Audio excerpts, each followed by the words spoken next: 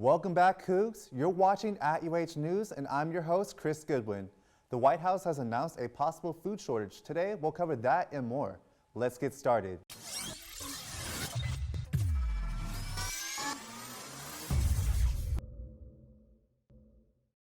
President Biden, during a press conference at the White House on March 24th, said as an effect to the sanctions placed against Russia following the Ukraine and Russia conflict, many countries like the U.S. will be experiencing a food shortage.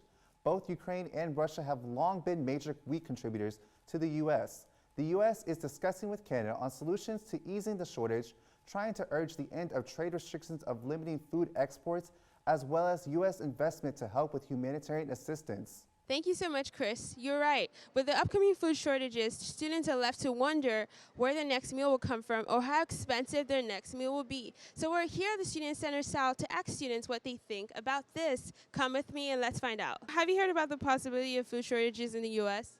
I have not up until right now. Yes, I have. Okay. What about you? Yes, I have too. Okay. And how do you think this is going to affect students on campus? I think that there might be more limited options with food that's available on campus. And I also wonder with the starships that go around what they might be able to deliver. Okay. Yeah. What about you? I also think it might impact our nutrition and our availability to keep being healthy. And as UH Wellness, our mission is to make sure that people stay nutritious and stay healthy. Well, coming from someone that lives on campus, like just going to places like Moody, Cougar Woods, like definitely there might be differences in like what foods we get and like things like that, but yeah. I feel like there would be less like people like trying to eat on campus and stuff.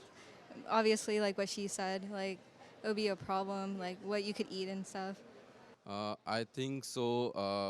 I think it is a time-based thing because in some time or in some days after like the COVID after the COVID ends and something like that, maybe like we will come to the normal situation in some days.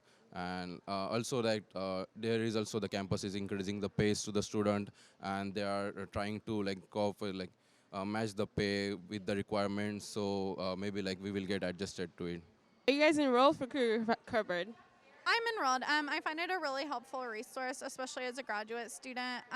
Financial aid isn't available in the same way that it is for undergraduate students, and so I think it's a great resource.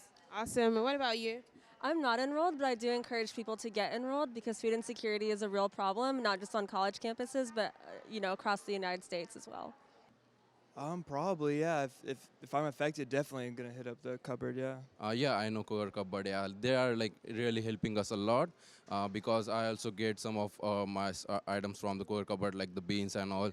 So like it really helps us a lot because they are the same quality of that we get from the Kroger or any of the external stores. So that are really good for our health also. So I will recommend everyone like to get in touch with the Cougar Cupboard and try to get benefit of that. I'd probably look like more into it and see, but yeah, it sounds like a good option for many. I'll probably look into it, yeah. So this is what students thought about the food shortages coming to the U.S. I'm Emmanuella, Aina, and back to you, Chris. Anti-LGBTQ bills such as Florida's Don't Say Gay and Texas transgender law and many more have been harming LGBTQ representation in many states over the U.S. An analysis over the data collected by advocacy group Freedom for All Americans and the American Civil Liberties Union shows that in the first 3 months of 2022, almost 238 discriminatory bills targeting the LGBTQ community were proposed. UH has a massive LGBTQ community. Laws such as these hinder representation and inclusivity on campus. UH has resources for LGBTQ students, including the LGBTQ Resource Center located in Student North. Recently, a video was released of 2 UH volleyball players driving past a tree in Columbus, Texas. This tree has a history of being used for lynching, and the post had the caption, quote, "This is the hanging tree, where we used to hang people," end quote. Students on campus have shared their outrage towards the video. A representative from the school condemned the players' actions in a statement to the Houston Chronicle.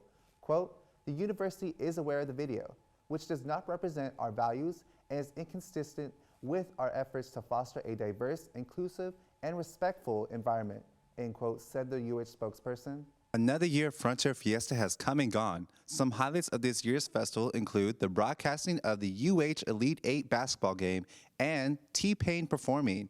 Let's take a look.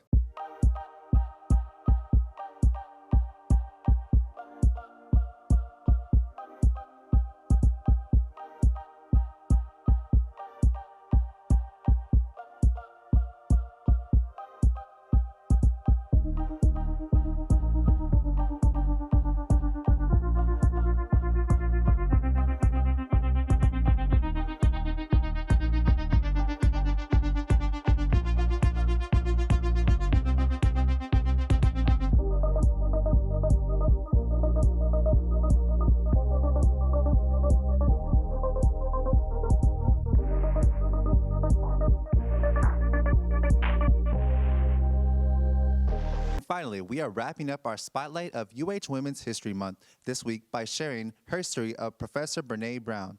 The Graduate School of Social Work Professor Brown is a world-renowned speaker and researcher who focuses heavily on the concept called wholeheartedness, which is the theory of engaging your life from a place of worthiness.